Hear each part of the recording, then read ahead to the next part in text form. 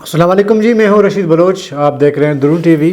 بلوچستان سیلاب میں ڈوبا ہوا ہے اور یہ ایک دو دن کی بات نہیں ہے بلکہ گزشتہ تقریباً 1.5-2 مہینے سے ہے. کل بھی ہم نے اپنے پروگرام میں کہا تھا کہ بلوچستان کا کوئی والی وارث نہیں ہے، کیونکہ عموماً یہ کہا جاتا ہے کہ ہم زندہ قوم ہیں، پائندہ قوم ہیں.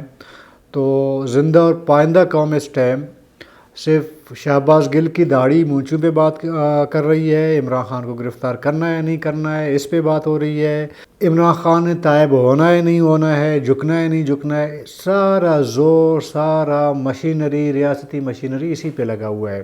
ایک طرف شہباز گل کی ہنستے مسکراتے کھلاتے پلاتے ویڈیوز جاری کیے جاتے ہیں، روتے ہوئے بھی ویڈیوز جاری کی جاتی ہیں. تو ایک زندہ قوم پائندہ قوم کی یہ اعلیٰ مثال آپ کے سامنے ہے. نصیر آباد سے لے کر اواران سے پنجگور، پنجگور سے پشین، قلعہ عبداللہ، یوب لوریلائی اور آپ کے ڈی جی خان تک ہزاروں لوگ، ہزاروں خاندان اس ٹائم کھلے آسمان تلے زندگی گزار رہے ہیں. نہ ان کو کھانے کو کچھ ملتا ہے، نہ پینے کو کچھ ملتا ہے، نہ چھت میسر ہے، کچھ بھی نہیں ہے.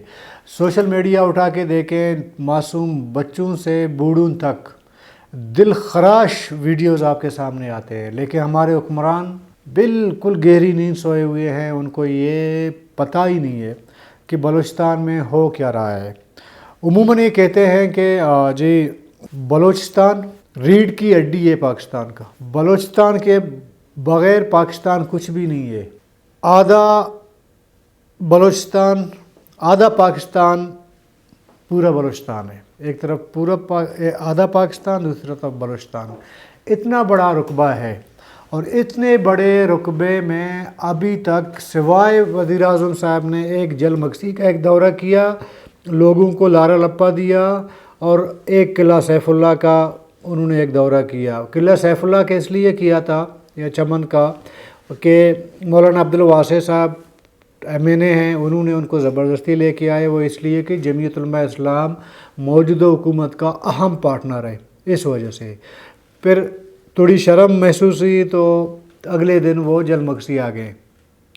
تو یہ تمام حکومتی جتنے بھی حکومتیں ان کا رویے سے آپ کو پتہ چل جاتا ہے کہ حکمران طبقہ بلوچستان سے کتنا سنجیدہ ہے. ایک انسانی المیہ نے جنم لیا ہے اور کسی کو کچھ پتہ ہی نہیں ہے کہ ہو کیا رہا ہے بلوچستان میں. نہ مولانا فضل الرحمان نظر آتے ہیں ادھر، نہ آصف علی زرداری نظر آتے ہیں، نہ شہباز شریف نظر آتے ہیں، نہ عمران خان نظر آتے ہیں. ظاہر ہے کہ کلیم تو دعویٰ سب کا یہی ہے نا کہ بلوچستان جی پاکستان کا ایک ریڑھ کی ہڈی ہے، جی بلوچستان کی ترقی پاکستان کی ترقی ہے، اگر بلوچستان کو ترقی دے گے تو یوں ہوگا. جتنے لافظنی ہے معذرت کے ساتھ، جتنے لوگ ڈائلاگ بازی کرتے ہیں نا، وہ دراصل جو حقیقت ہے اس کے برعکس ہے. یعنی جب حقیقت میں کوئی ایشو آ جاتا ہے، کوئی مسئلہ درپیش آتا ہے بلوچستان کو، تو اس میں تمام خاموشی اختیار کر لیتے ہیں. تو اس کا مطلب ہے کہ بلوچستان کو حکمرانوں نے ایک عضو معطل، ایک ایسا عضو سمجھا ہے جس کا کوئی کردار نہیں ہے، اس کے رہنے یا نہ رہنے سے کوئی فرق نہیں پڑتا، وہاں کے لوگ مریں یا جیے اس سے کوئی فرق نہیں پڑتا. اس سے زیادہ حکمرانوں کو بلوچستان سے کوئی ہمدردی نہیں ہے. میں صرف ایک حکمران کی بات نہیں کرتا ہوں، میں سب کی بات کرتا ہوں. اس میں خواہ اسٹیبلشمنٹ ہو، جمہوری حکومتیں ہوں، جو کچھ بھی ہو اور جو کوئی بھی ہو، ان کا نظریہ، ان کی سوچ بلوچستان سے متعلق یہی کچھ ہے. بس ایک سرزمین ہے ہمارے ساتھ جڑا ہوا ہے بس.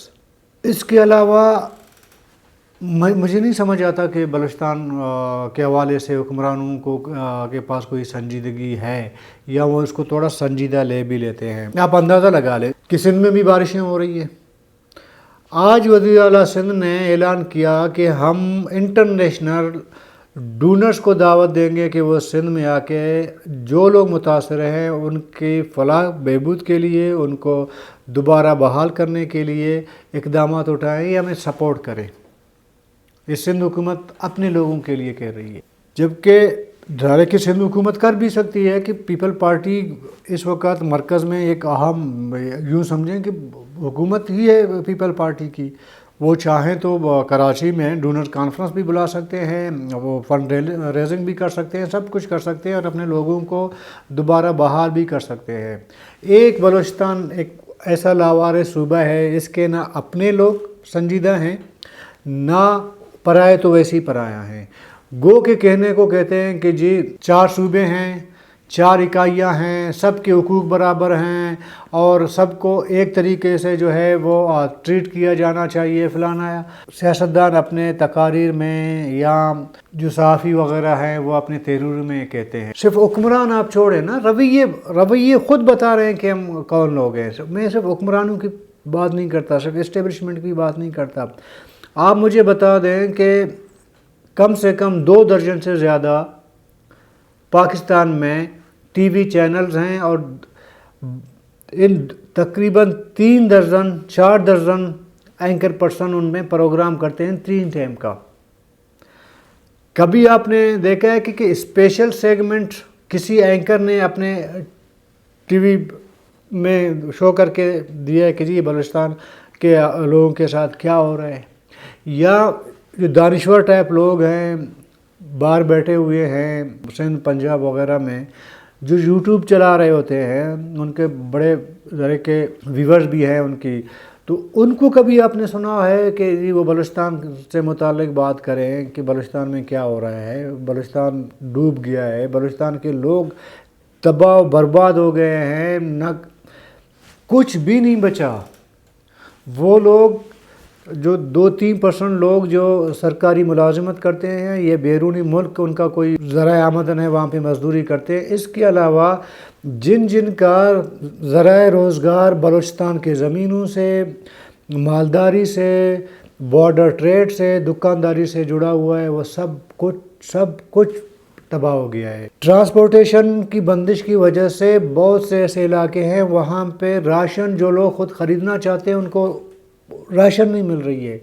جائے کہ حکومت جا کے ان کو راشن وغیرہ تقسیم کر دے. وہ اپنی جگہ حکومت نے کیا کیا یا کیا نہیں کیا، جو لوگ خود سے خریدنا چاہتے ہیں ان کو بھی راشن مہیا نہیں ہے علاقوں میں، کیونکہ آپ کے جو انفراسٹرکچر ہے وہ تباہ ہو چکا ہے. روڈ نہیں ہے، سڑکیں نہیں ہیں، گاڑیاں نہیں جا رہی ہیں، تو پھر آپ کا ٹرانسپورٹ کیسے چلے گا؟ راشن کیسے سپلائی کی جا سکتی ہے؟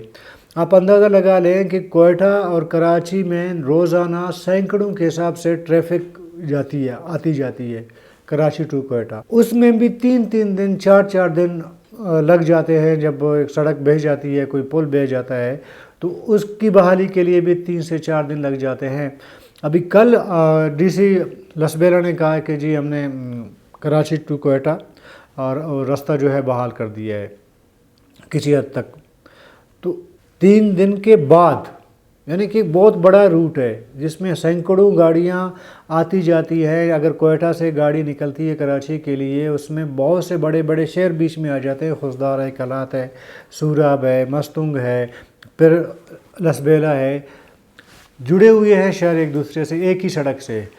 وہ 3 دن تک جو ہے وہ بحال نہیں ہو سکتا. NHA نے ہر سڑک پہ جو ہے اپنا ایک ونڈا ٹیکس کا وہ لگایا ہوا ہے، وہاں پہ آپ نے ٹول ٹیکس بھرنا ہی بھرنا ہے. لیکن عملاً جب دیکھا جائے تو نہ مرکزی ادارے نہ صوبائی ادارے اس طرح آپ کو فعال نظر آتے ہیں.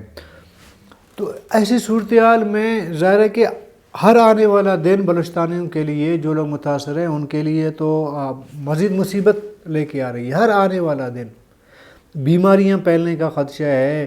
بہت سے علاقوں میں ابھی بھی خبریں نہیں آتی ہیں کیونکہ علاقے کٹ چکے ہیں.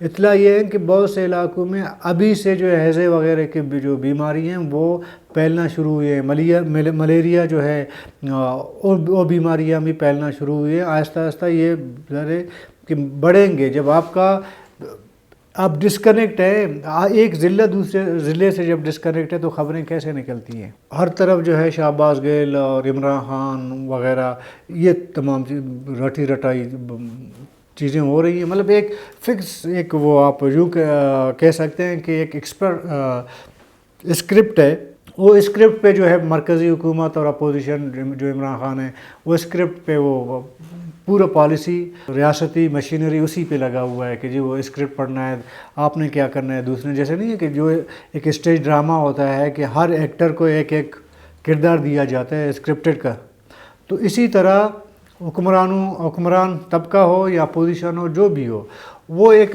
اسکرپٹ ہر ایک نے اپنی ایک لکھی ہوئی ہے، تو ہر ایک اپنا جو اسکرپٹ ہے اپنا کردار ادا کر رہا ہے، وہ بھی سپریم کورٹ، عمران خان، شہباز گل گرفتاری ہونا ہے نہیں ہونا ہے وغیرہ وغیرہ، اس سے آگے حکومت بڑھ ہی نہیں پا رہی ہے، آگے جا ہی نہیں پا رہی۔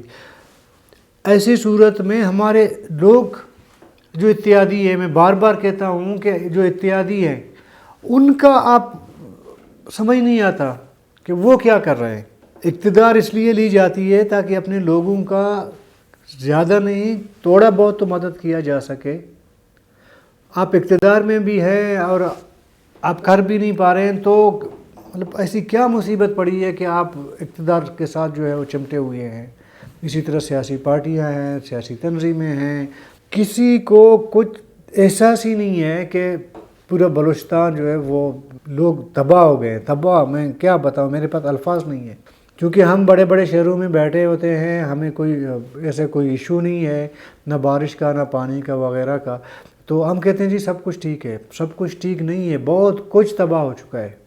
میں بار بار یہی کہتا ہوں کہ جو بلوچستان سے تعلق رکھنے والی جماعتیں ہیں وہ حصہ ہیں، وہ وزیر اعظم کو ایک وزٹ نہیں کرا سکتے، ان سے یہ تسلیم نہیں کروا سکتے کہ آپ بلوچستان کو بھول گئے ہیں، یا بلوچستان کو آفت زدہ قرار نہیں دلوا سکتے مرکزی حکومت سے، کیونکہ یہ بیچارے بے بس ہیں، ادھر نا بات نہیں کر سکتے، کوئی ان کا سنتا ہی نہیں ہے، یہ خود ہی کہتے ہیں ہمارا کوئی نہیں سنتا، کوئی سنتا بھی نہیں ہے، لیکن پھر بھی ہم چمٹے ہوئے ہیں، تو ایسی کیا مجبوری؟ میرے خیال میں ایسا کوئی مجبوری نہیں ہے، یہ لارے لپے ہوتے ہیں لوگوں کو بیوقوف بنانے کا، کہ ہم آپ کے ہر سکھ اور درد میں برابر کے شریک ہیں، ہم یوں کریں گے تو ہم یہ کریں گے، وہ اس وقت تک یہ نعرے کارآمد ہیں جب تک ان کو اقتدار نہیں ملا، جس دن اقتدار ملا تو وہ اس نعرے سے بھی دستبردار ہوتے ہیں۔